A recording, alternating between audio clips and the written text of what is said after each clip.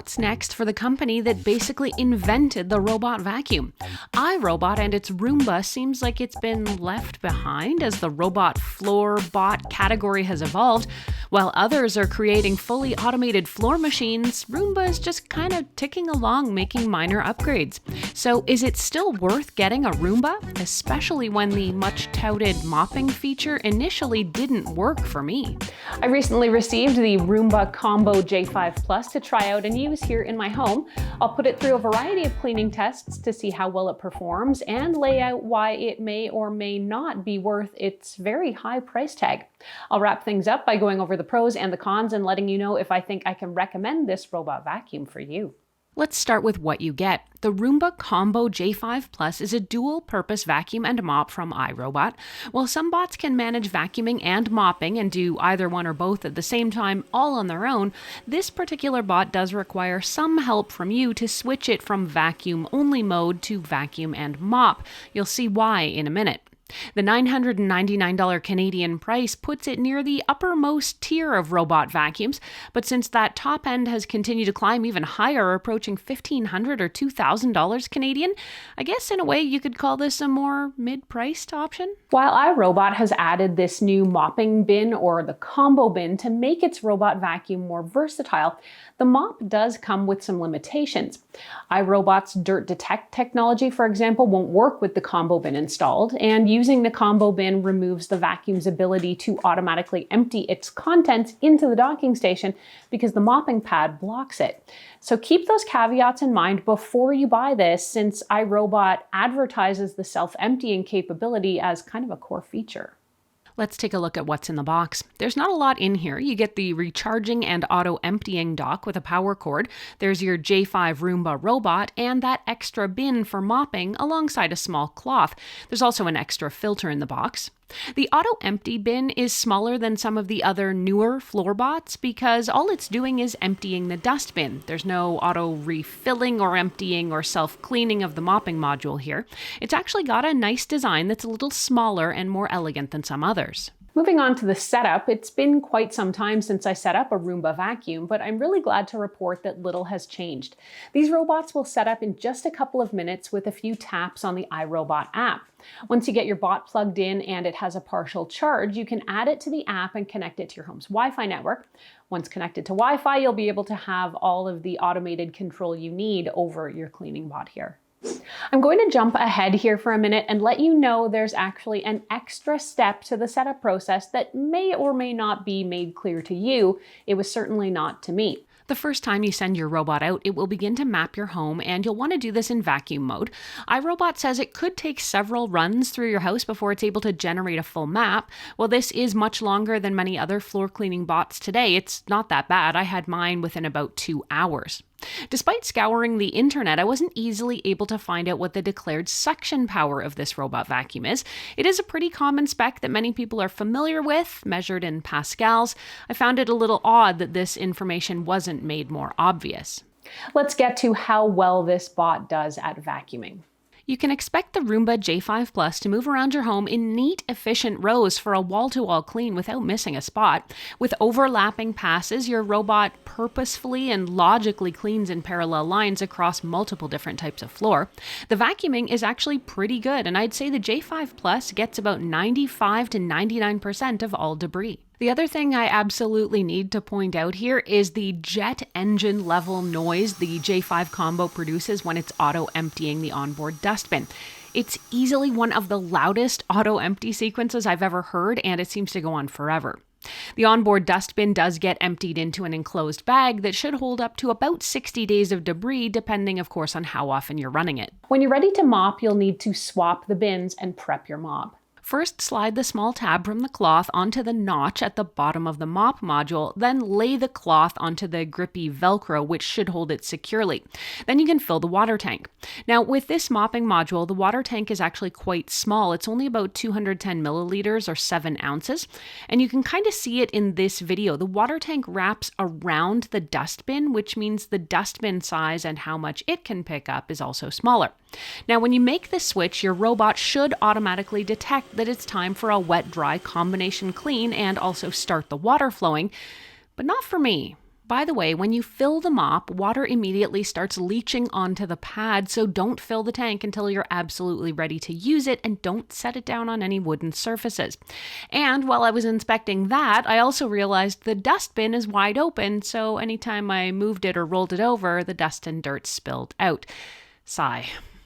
Now, despite being able to apparently understand when each different plate is installed, the J5 began a series of auto-empty attempts on the mopping plate. It tried to empty the bin 3 times in a row. Now, the problem, of course, is that this bin is actually not compatible with the auto-empty station. The mopping plate covers the port where the auto-emptying takes place, which means when you have the mopping tank installed, your robot can't empty its own bin. This is actually a huge problem, and if you were thinking you could just leave the mopping plate on all the time, this means you can't do it if you want the robot to empty itself out. So setting aside that frustration for the moment, I then went looking for any instructions about what I was doing wrong when I was trying to initialize the mopping. After going through the manual online with a fine-tooth comb, I couldn't find any reason why the mop wouldn't start cleaning. I swapped the tanks back around a few times and I tried again with the same results. The auto-empty bin just kept trying to evacuate the mop. I also couldn't schedule the mopping clean inside the iRobot app, and at no time would the app actually recognize when the mopping bin was installed. I finally broke down and dialed iRobot's customer service number. After waiting for about 30 minutes, I learned that one needs to add the mopping plate to the app as a special accessory in order for it to work. I went back to the package and looked again for instructions. It was then I realized the card I thought was just a shortcut to download the iRobot app is actually how you add the bin. The first time I read it, I thought it referred to setting up the device as a whole, not the mopping bin specifically. So my bad for not reading it closer, and iRobot's bad for not being a bit more clear with its instructions and using pictographs of the mopping bin instead of an app download. I'm going to eat this one, but let me know if you can see why I might have been confused. So for all of you out there, here's how to add the combo mopping bin as a special accessory. To do it, you need to go to the iRobot app and hit the hamburger menu in the top right. Choose Add Your Product, then let it search. You'll choose Scan QR Code and scan the QR code, which is printed at the top of the mopping bin. You'll get a confirmation and further instructions on how to use the bin. Okay, so stuff you need to know. There's no mop lifting, so if the J5 does venture onto a carpet or a rug with the mop attached, you might find it damp afterwards. I actually didn't find that it would get the rugs damp enough to worry me, but my rugs also aren't super precious. If you've created a home map, you can use that to create no mopping zones. But all of that aside, it's time to get to how effective this is as a mop, and unfortunately, the news is just not good. The mop is mostly limited to a light dusting wipe to follow up your vacuuming. It's not going to clean or mop up anything, and certainly nothing substantial or dried on. I did try it on an extremely small stain of dried coffee, part of my regular vacuum tests, and I'd say it was only able to remove about half of it, which was disappointing but not surprising given how it's made and what it's designed to do. iRobot has always been one of the leaders when it comes to hazard detection, recognition, and avoidance, and in my experience, the robot is still doing a good job with this. It didn't get stuck or trapped at all in my testing and was often able to extract itself from tight situations. Overall, I have to say I'm extremely disappointed in this robot. iRobot was one of the first robots I ever reviewed, and I've got a lot of love for the brand. But the company seems like it's just not kept pace with the rest of its competitors. I can see the way this review is leaning without even tallying things up, but let's go over the pros and cons anyhow. On the pro side, it vacuums really well and it does empty its own dustbin into a sealed bag. The Combo J5 Plus is also outstanding at hazard avoidance and navigation, including at avoiding pet poop, though since I don't have that problem, I couldn't personally verify this. When it comes to the cons, I'm going to need a couple minutes here to recap. You have to swap out the dustbin in order to mop. The mopping bin has to be set up as its own accessory before you can use it. The mop has no scrubbing or vibrating properties to scrub away dried-on dirt. The auto-emptying is jet engine loud. There's no adjustable suction or water flow and no mop cleaning or drying. The tank constantly leaks water and you should really empty it after every use. If you're using the mopping plate, you can't auto-empty the dustbin, so you do need to manually tip it into a garbage can. The dirt detection feature also doesn't work if you have the mopping plate installed, and the mopping is really only good for a light dusting wipe. Finally, this is a very expensive floor robot to have this many limitations. Selling for about 999 Canadian dollars or $7.99 US, there is just no way for me to justify this kind of price. My recommendation would be, if you like the iRobot brand, to go with one of their budget bots, since it's going to have many of the same vacuuming properties you'd be looking for at a far lower price.